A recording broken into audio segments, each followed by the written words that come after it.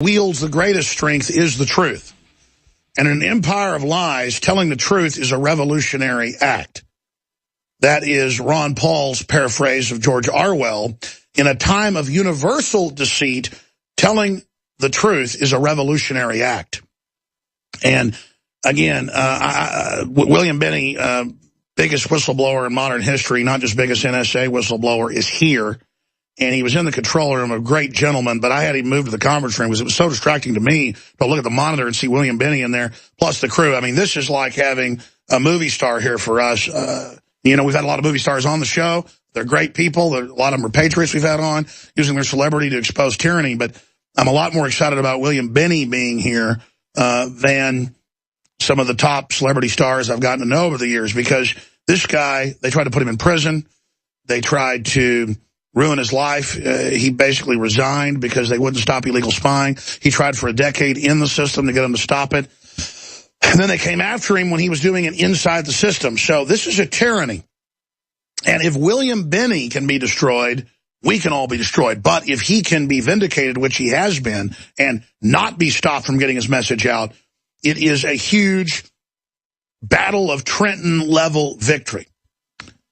When we got the UN documents 5 years ago that the carbon tax was a plan to shut down the third world and the first world and only let select corporations operate, when we got the secret treaty and it became national news, we had Lord Monckton on, that was a huge, critical, Death Star destroying event.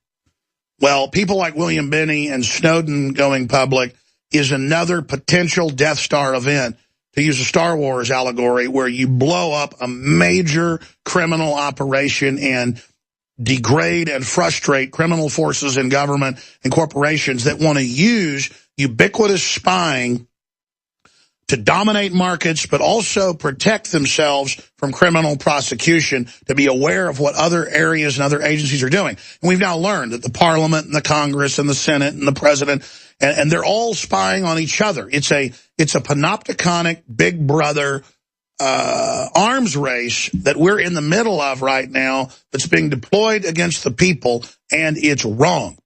So again, I go off into that subject because it's so important.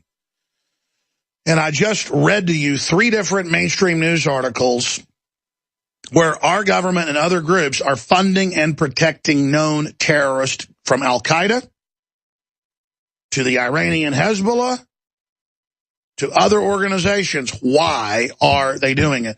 All the NSA spying, all the illegal garbage. We still had 9/11.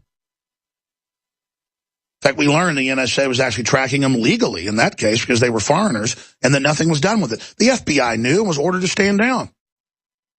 I've interviewed Colonel Schaefer and others, Lieutenant Colonel Schaefer, who was there and watched the communiques, saw the same stuff that Sibel Edmonds, another FBI translator, whistleblowing on NSA information, where our government was in command at higher levels, basically, of Al-Qaeda, and protecting them and giving them arms and laundering money.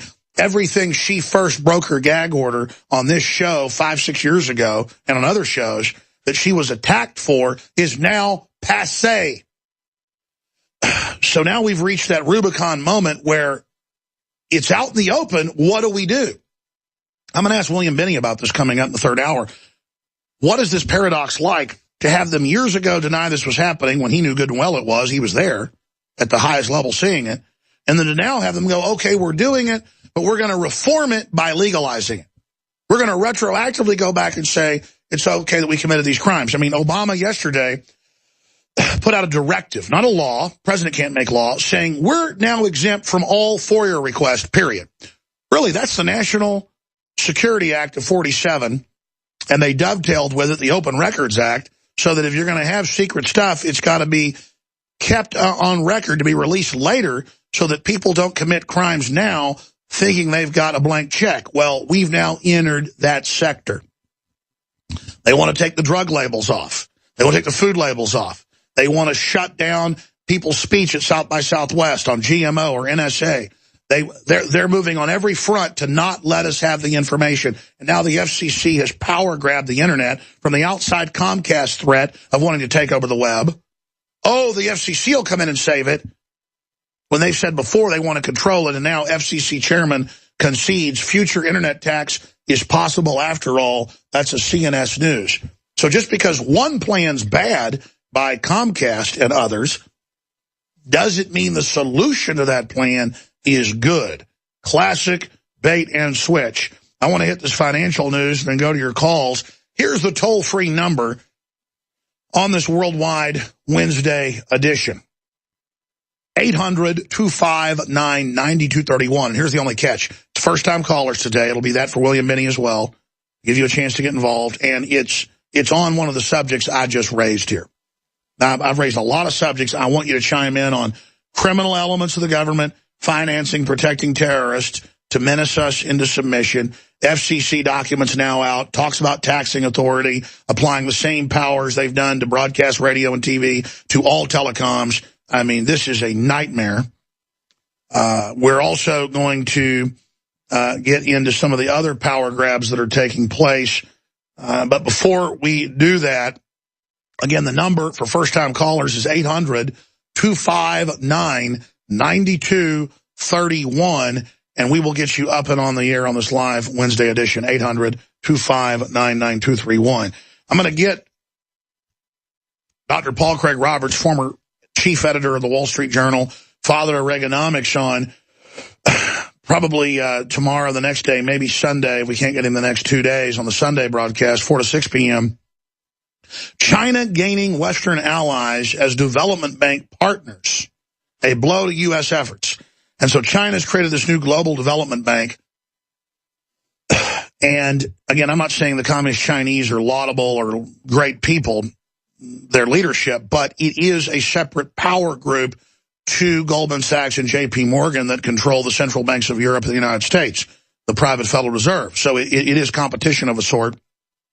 And we've seen the Rockefellers and others investing tens of billions the last year in this Chinese investment-run bank, kind of a challenge to the IMF or World Bank. So that shows a creeping towards the exits, a hedging of the bets while Western powers accelerate global currency devaluations and a currency devaluation war.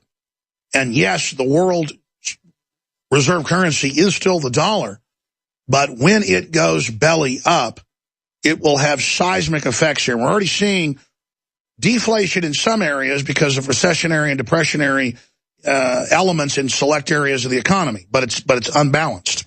Some people are in a depression, others are in a recession, others are in high cotton in this stage-managed economy, which Rolling Stone 2 years ago, the headline, everything is rigged. Interest rates, the globalists get free money, the public gets it at 5, 6, 7, 8%. I mean, you're told it's down there at near zero, but that's not what the general public gets. I've got perfect credit, went and checked about getting some credit last week. And I'm near perfect credit. They were like 5%. People are like, wow, that sounds great. No, it's not. The banks get it at zero. So I should have access to something at 1 or 2%. Just the rate for them to make a profit for processing it. But that's the type of stuff that's going on.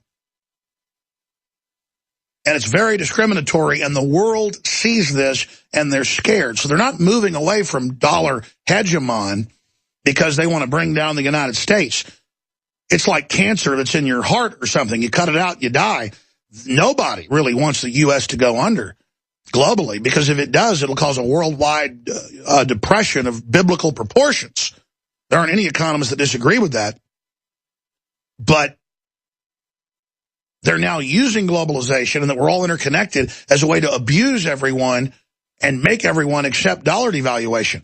So we're seeing recession and depression in some cost, but in a lot of cost, restaurants, a lot of other commodities, you name it, education, just hundreds of other areas, we're seeing major inflation. Major. Just last year for St. Patty's Day at the same store, I bought a package of the same organic corned beef for, I think it was $9, memory serves. Guess how much the same package of corned beef was for a party I had with friends and family last night?